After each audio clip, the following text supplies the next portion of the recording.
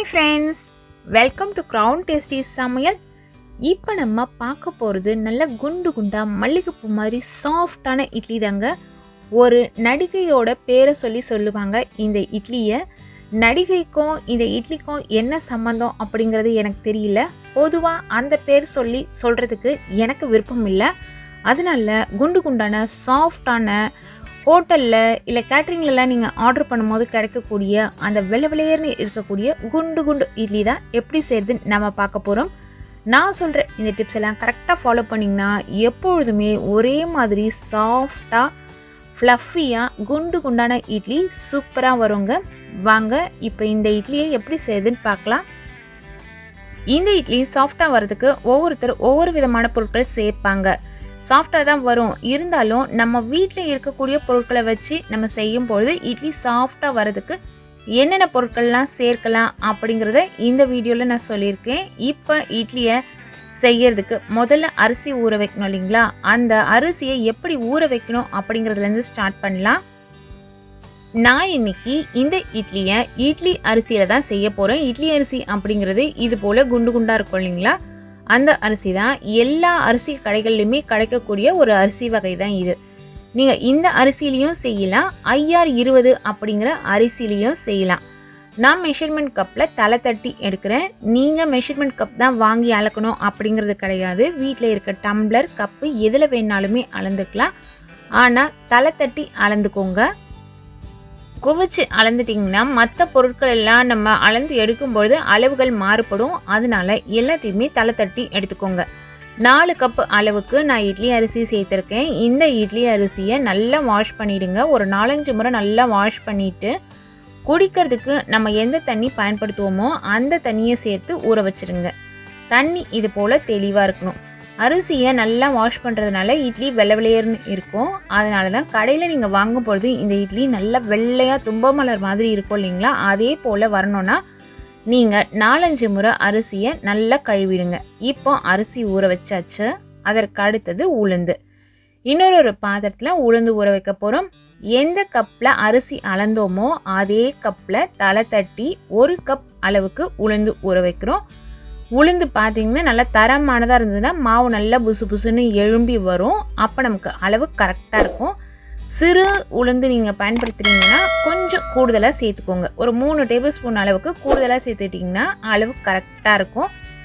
உளுந்தை எப்பொழுதுமே நிறைய முறை கழுவக்கூடாது. 2 முறை கழுவினா போதும். அந்த மேலே இருக்க அந்த மாவு தன்மையெல்லாம் போயிடுச்சுன்னா போதும். 2 முறை உளுந்தை கழுவிட்டு அதுக்கப்புறம் நல்ல தண்ணி ஊற்றி ஊற வச்சுருங்க. அரிசி குறைஞ்சபட்சம் 6 மணி நேரம் ஊறணும். ஒரு நைட்டு ஃபுல்லாக நீங்கள் ஊற வைக்கிற மாதிரி இருந்தால் கூட ஊற வைக்கலாம், தப்பு கிடையாது. உளுந்து குறைஞ்சபட்சம் 2 மணி நேரம் ஊறணும். உளுந்து கூடுதலாக ஊறுது அப்படின்னாலும் தப்பு கிடையாது. ஆனால் உளுந்தையும் அரிசியும் ஒரே நேரத்தில் நீங்கள் ஊற வைக்கிறீங்க அப்படிங்கிற பட்சத்தில் உளுந்தில் தண்ணியை இது போல் மாற்றிட்டு, அதாவது அலசிட்டு நல்ல தண்ணி ஊற்றிட்டு ரெஃப்ரிஜிரேட்டரில் எடுத்து வச்சுருங்க. அப்போ உளுந்து ஃப்ரெஷ்ஷாக இருக்கும். உளுந்து நல்லா ஊறி அரைக்கிறதுக்கு ஏற்ற மாதிரி ரெடி ஆகிடுச்சு. நம்ம குறைவான அளவு தான் செய்கிறோம், ஒரு 10 பேர் இருக்கிற வீட்டில் வரைக்கும் நம்ம செய்கிறோம் அப்படின்னா நீங்கள் உளுந்தை ஊற வைக்கிறதுக்கு ரெஃப்ரிஜிரேட்டர் பயன்படுத்திக்கலாம். அப்படி இல்லைன்னா அதில் இடம் இருக்காது இல்லைங்களா? அப்போ நீங்கள் என்ன பண்ணுங்கள், அரைக்கிறதுக்கு 2 மணி நேரம் முன்னாடி மட்டுமே சாதாரண ரூம் டெம்பரேச்சரில் ஊற வச்சு எடுத்துக்கோங்க. இப்போது இன்னொரு பொருளை நம்ம ஊற வைக்கிறத காமிக்க போகிறோம். அது என்னன்னு பார்த்தீங்கன்னா ஜவ்வரிசி. ஜவ்வரிசி இது போல் மாவு ஜவ்வரிசி தான் எடுக்கணும். 1 கப் அளவில் தான் நம்ம அளந்தோம். அதாவது ஒரு பெரிய சைஸு கப் இருக்கு இல்லைங்களா மெஷர்மெண்ட் கப்பில், அதில் அந்த 1 கப் அப்படின்னு போட்டிருக்க மெஷர்மெண்ட்டில் மற்ற அரிசியும் உளுந்தையும் அளந்தோம். ஆனால் 1/2 கப் அளவுக்கு ஜவ்வரிசி எடுக்கணும். ஜவ்வரிசியும் 2 முறை வாஷ் பண்ணிவிட்டு நல்ல தண்ணி ஊற்றி ஊற வச்சுருங்க. ஜவ்வரிசியும் நல்லா ஊறணும். குறைஞ்சபட்சம் ஜவ்வரிசி ஒரு 3 மணி நேரத்துலேருந்து 4 மணி நேரம் வரைக்கும் ஊறுச்சுன்னா நல்லா சாஃப்டாக சீக்கிரமாகவே நமக்கு அரைப்பட்டு வந்துடும். அதனால் ஜவ்வரிசியை ஊற வைக்கும்பொழுது தூசெல்லாம் இல்லாமல் 2 முறை அலசிட்டு நல்ல தண்ணி ஊற்றி கரெக்டாக ப்ராப்பராக ஊற வச்சுக்கோங்க. இப்போ ஜவ்வரிசியும் நல்லா ஊறி இருக்குது. இந்த ஜவ்வரிசியை கையில் எடுத்து நம்ம அழுத்தும் பொழுது ஜவ்வரிசி அப்படியே மசியணும். அந்த அளவுக்கு ஜவ்வரிசி ஊறி இருக்கணும். எந்த காரணத்தை கொண்டும் நீங்கள் நைலான் ஜவ்வரிசியை பயன்படுத்தாதீங்க. இது போல் மாவு ஜவ்வரிசியை தான் நீங்கள் பயன்படுத்தணும். பாருங்க ஜவ்வரிசி எவ்வளோ சாஃப்டாக இருக்குது. ஒரு குழந்தை எடுத்து கையில் அப்படி அழுத்தினா கூட ஜவ்வரிசி நல்லா சாஃப்டாக அழுந்தணும், நல்லா மாவு மாதிரி வரணும். அதுபோல் ஜவ்வரிசியை நல்லா ஊற வச்சு எடுத்திங்கன்னா தான் நம்ம மாவு அரைக்கும் பொழுது கரெக்டாக அரைப்பட்டு வரும். நம்மளோட இட்லி வெள்ளை வெளையர்னு இருக்கும், சாஃப்டாகவும் இருக்கும். நீங்கள் எதிர்பார்க்குற மாதிரி நல்லா குண்டு குண்டாக வெள்ளை வெளையர்னு அந்த மல்லிகைப்பூ இட்லி கிடைக்கும். இதுதான் ஊறின அரிசி.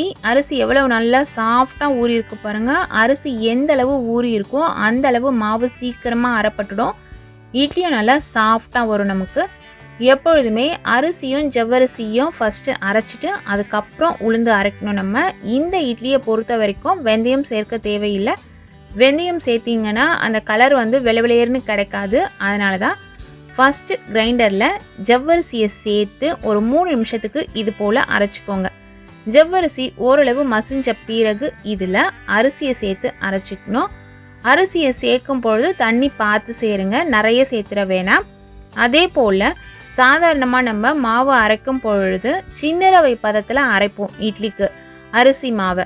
ஆனால் இப்போது இந்த இட்லி செய்கிறதுக்கு அரைக்கும் பொழுது சின்ன ரவை பதத்தை விட இன்னும் கொஞ்சம் மைய அரைச்சிக்கோங்க. இது போல் ஒரு பதத்தில் இருக்கணும். ஆனால் ரொம்ப அப்படியே மையவும் இருக்கக்கூடாது. அந்த சின்ன ரவை பதத்தை விட அடுத்த பதம் பார்த்து அரைச்சிக்கோங்க. இது போல் ஒரு கன்சிஸ்டன்சியில் மாவு நீங்கள் கரெக்டாக அரைச்சி எடுத்துட்டிங்கன்னா நம்மளோட அரிசி மாவு பர்ஃபெக்டாக அரைச்சி நம்ம எடுத்துட்டோம் அப்படிங்கிறது தான். எந்த அளவு மாவு வெள்ளை வெளையர்னு இருக்குது பாருங்கள், பார்த்தாலும் தெரியும். ரொம்ப உங்களுக்கு நொய் நொய்யாக திரித்திரியாலாம் இல்லை. நொய் நொய்யாக திரித்திரியாக இருந்ததுன்னா இட்லி நீங்கள் எதிர்பார்க்குற அளவுக்கு சாஃப்டாக அப்படியே குண்டு குண்டுன்னு இருக்காது. அதனால தான் பொதுவாக கல்யாண வீடுகளில் இந்த இட்லியை நீங்கள் டேஸ்ட் பண்ணியிருப்பீங்க. இட்லி என்னடா இவ்வளவு வெள்ளையாக இவ்வளவு புசு புசுன்னு இருக்கே அப்படின்னு நீங்கள் நினச்சிருப்பீங்க. இந்த மெத்தடில் நம்ம வீட்டில் செய்யும் பொழுது அதே போல் சாஃப்டாக குண்டு குண்டு இட்லி கிடைக்கும். இப்போ அரிசி மாவு ரெடியான பிறகு உளுந்த மாவை கிரைண்டரில் சேர்த்து இது போல் பஞ்சு மாதிரி நம்ம அரைச்சிக்கணும். உளுந்த மாவு அரைக்கும் பொழுது தண்ணி தெளித்து தான் அரைக்கணும். நம்ம அரிசியும் உளுந்தையும் ஊற வச்சோம் இல்லைங்களா, அந்த தண்ணியை பயன்படுத்தி தான் மாவு அரைக்கணும். உளுந்த மாவு கரெக்டான பக்குவத்தில் நம்ம அரைச்சிருக்கோமா அப்படின்னு நீங்கள் செக் பண்ணுறதுக்கு ஒரு பவுலில் தண்ணி எடுத்துகிட்டு அதில் உளுந்த மாவு போட்டிங்கன்னா அப்படியே நல்லா மேலே மிதக்கும். அப்போ கரெக்டான பதம் அப்படிங்கிறத நீங்கள் முடிவு பண்ணிக்கலாம். அப்படி இல்லைன்னா அப்படியே அது கரைஞ்சி போயிடும். அதுபோல் நீங்கள் செக் பண்ணி பார்த்துட்டு மாவு அரைச்சிக்கலாம். இப்போ 2 மாவுமே பவுலில் நம்ம சேர்த்து வச்சாச்சு. மாவு கரைக்க ஏற்ற மாதிரி இருக்க தாராளமான பாத்திரத்தில் மாவு எடுத்து வச்சுக்கோங்க. மாவை நல்லா கலந்து விடணும். அடியில் வெயிட்டான அரிசி மாவு இருக்கும், மேலே உளுந்த மாவு இருக்கும். 2 மாவும் நல்லா கலந்து வரணும். நல்லா கலந்து வந்தால் தான் மாவு நல்லா சாஃப்டாக இருக்கும் நமக்கு. அதாவது மாவு கரைக்கும் பொழுதே உங்களுக்கு தெரியும். ஃபஸ்ட்டு நீங்கள் கரைக்க கை வைப்பீங்க இல்லையா, அப்போ ஆரம்பித்ததுக்கும் 2 மாவும் நல்லா ஒன்று சேர்ந்து வந்ததுக்கப்புறம் உங்களுக்கு அந்த சாஃப்டாக இருக்கிறத நீங்கள் கையில் ஃபீல் பண்ணுவீங்க. அதுபோல் மாவை 5லேருந்து 7 நிமிஷம் வரைக்கும் நல்லா கரைச்சிக்கோங்க. இது போல் ஒரு பதத்தில் மாவு இருக்கணும். ரொம்ப தண்ணியாகவும் இருக்கக்கூடாது, ரொம்ப திக்காகவும் இருக்கக்கூடாது. இது போல் இருக்கணும் நமக்கு. இதை பார்த்துக்கோங்க. அதனால தான் தண்ணி தெளித்து அரைங்க அப்படின்னு சொல்கிறது. இறுக்கமாக அரைச்சிட்டா கூட தண்ணி கொஞ்சம் தெளிச்சிக்கலாம். நீங்கள் மாவு அரைக்கும் பொழுதே தண்ணியாக அரைச்சிட்டிங்கன்னா இட்லி நமக்கு நல்லா குண்டு குண்டாக சாஃப்டாக வராது. மாவு பர்ஃபெக்டாக கரைச்சாச்சு. இப்போ கல்லுப்பு மேலே சேர்த்துக்கலாம். மாவோடு சேர்த்து உப்பை கரைச்சி வைக்க வேணாம். கல்லுப்போட அளவு எவ்வளோன்னு பார்த்தீங்கன்னா 1.25 கிலோ அளவுக்கு நீங்கள் மாவு அரைக்கிறீங்கன்னா அதுக்கு கிட்டத்தட்ட ஒரு 3/4 கைப்பிடியிலேருந்து 1 கைப்பிடி அளவு வரைக்கும் உப்பு தேவைப்படலாம். தூளுப்பு சேர்க்குற மாதிரி இருந்ததுன்னா அளவை குறைச்சி சேர்த்துக்கோங்க. உப்பு உங்களோட டேஸ்ட்டுக்கு தகுந்த மாதிரி கூடுதலாகவோ இல்லை குறைவாகவோ நீங்கள் சேர்த்துக்கோங்க. இப்போ இது மேலே ஒரு 2 ஸ்பூன் அளவுக்கு கிரைண்டர் வாஷ் பண்ணோம் இல்லைங்களா, அந்த தண்ணியை சேர்த்துக்கலாம். கிரைண்டர் வாஷ் பண்ண தண்ணியை கீழே எடுத்து ஊற்றிட வேணாம், ஒரு பவுலில் வச்சுக்கோங்க. இதை தனியாக புளிக்க வச்சுக்கிட்டிங்கன்னா தோசைக்கு நம்ம தண்ணி ஊற்றி மாவு கரைப்போம் இல்லைங்களா, அப்போ அந்த தண்ணியை பயன்படுத்திக்கலாம். இப்போ தட்டு போட்டு மூடி புளிக்க வச்சிடலாம். மாவு புளிக்கிறதுக்கு ஒவ்வொரு காலநிலைக்கு ஏற்ற மாதிரி டைம் எடுத்துக்கும். வெயில் காலமாக இருந்தால் சீக்கிரம் புளிச்சிடும். குளிர்காலம் மழைக்காலமாக இருந்ததுன்னா புளிக்கிறதுக்கு கொஞ்சம் டைம் எடுக்கும். கிட்டத்தட்ட ஒரு 6 மணி நேரத்துலேருந்து 8 மணி நேரம் வரைக்கும் ஆகும் சாதாரண காலநிலையில் இந்த மாவு புளிக்கிறதுக்கு. இப்போ பாருங்கள் மாவு எவ்வளவு நல்லா அழகாக புசு புசுன்னு மேலெழும்பி புளிச்சு வந்திருக்கு. இது போல் மேலெழும்பி வந்தால் தான் நம்மளோட இட்லி நல்லா சாஃப்டாக வரும்.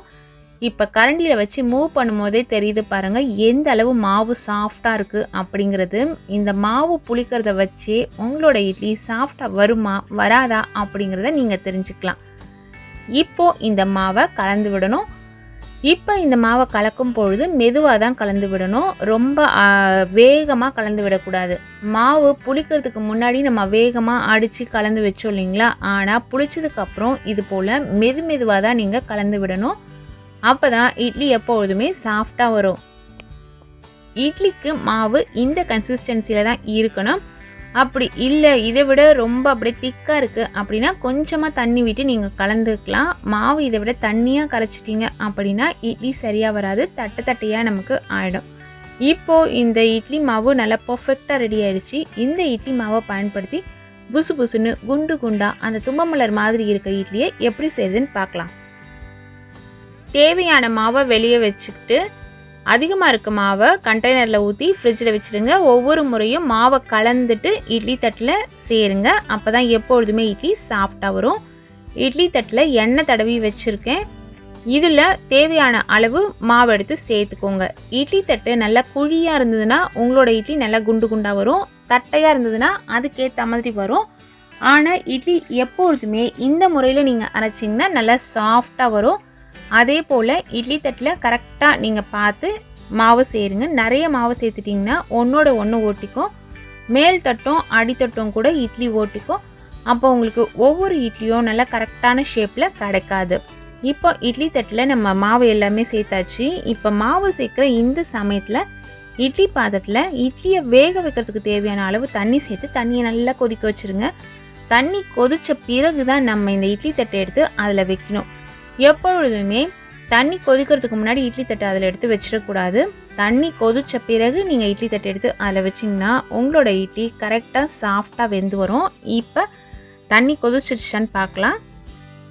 பாருங்கள் இப்போ எந்த அளவு சலசலன்னு தண்ணி கொதிக்குது. இப்போ இட்லி தட்டை எடுத்து இதில் வச்சிடலாம். வச்சுட்டு பாத்திரத்தோட மூடி போட்டு மூடிடலாம். 8லேருந்து 10 நிமிஷம் வரைக்கும் ஆகும் இட்லி வேகிறதுக்கு. அதுக்கப்புறம் 2 நிமிஷம் ரெஸ்ட் டைம் கொடுத்துட்டு நீங்கள் ஓப்பன் பண்ணி பாருங்கள். இட்லி எந்த அளவு சாஃப்டாக நல்லா குண்டு குண்டாக வெந்து வந்திருக்கு பாருங்கள். இந்த இட்லி பார்க்கும்பொழுதே தெரியும் உங்களுக்கு வெந்துருச்சு அப்படிங்கிறது. அப்படி டவுட்டாக இருந்ததுன்னா இது போல் அழுத்தி பார்க்கலாம். நீங்கள் கைகள் வச்சு கூட அழுத்தி பார்க்கலாம். அப்படி இல்லைனா ஒரு ஃபோர்க் இது போல் ஒரு கம்பி ஏதாவது ஒன்று இது போல் அதில் விட்டு பார்த்தீங்கன்னா மாவு ஒட்டாமல் வந்ததுன்னா நம்மளோட இட்லி நல்லா சாஃப்டாக வெந்துருச்சு அப்படின்னு அர்த்தம். இப்போது இது போல் ஒரு ஸ்பூன் எடுத்துகிட்டு அதை ஒரு தண்ணியில் தொட்டுட்டு இட்லியை எடுத்திங்கன்னா இது போல் உடையாமல் நல்ல பஞ்சு மாதிரி குண்டு குண்டான இட்லி ரெடி ஆகிடுங்க.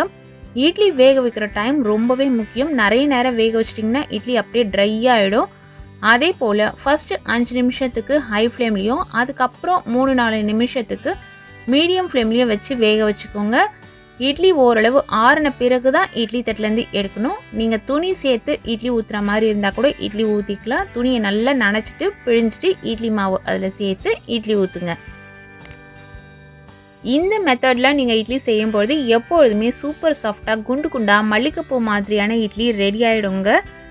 நம்ம சேனலில் ஆல்ரெடி இட்லி மாவு அரைக்கிறது எப்படி அப்படின்ட்டு ஒரு வீடியோ நான் அப்லோட் பண்ணியிருக்கேன். அதாவது அதில் இட்லி மாவு அரைக்கும்பொழுது என்னென்ன டிப்ஸ் எல்லாம் நம்ம ஃபாலோ பண்ணோம் அப்படிங்கிறது A to Z எல்லாமே சொல்லியிருக்கேன். அது பொதுவாக நீங்கள் இட்லி மாவு அரைக்கும்பொழுது ஃபாலோ பண்ணிங்கன்னா உங்களோட இட்லி எப்பொழுதுமே சூப்பர் சாஃப்டாக இருக்கும். அந்த வீடியோவோட லிங்க் டிஸ்கிரிப்ஷனில் கொடுக்குறேன். விருப்பம் இருக்கிறவங்க பார்த்து தெரிஞ்சுக்கோங்க. இதில் சிலர் ஆமணக்கு விதையெல்லாம் சேர்த்து செய்வாங்க இந்த இட்லிக்கு. அது எதுவுமே சேர்க்காம இந்த பொருட்களை வச்சு மட்டுமே நீங்கள் இட்லி சமைக்கும் பொழுது ரொம்ப சாஃப்டாக ஃப்ளஃபியாக இட்லி கிடைக்கும். இது போல் விதவிதமான சுவையான ரெசிபிஸ் தெரிஞ்சுக்கணும் நீங்கள் விருப்பப்பட்டால் நம்ம சேனலை தொடர்ந்து பாருங்கள். சுவையாக சமைச்சு சாப்பிட்டு ஹாப்பியாக இருங்க. Thank you friends.